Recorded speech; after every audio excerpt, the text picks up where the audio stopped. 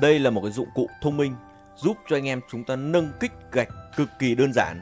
Anh em thợ mà cần độ chính xác cao, làm công trình ốp lát thì nên nghiên cứu cân đối cái dòng chân đế kích gạch này để anh em chúng ta làm việc độ bền bỉ thì khỏi suy nghĩ. Đã là thợ thì anh em nên nghiên cứu lấy một vài chiếc về để làm, để kiếm tiền anh em ạ.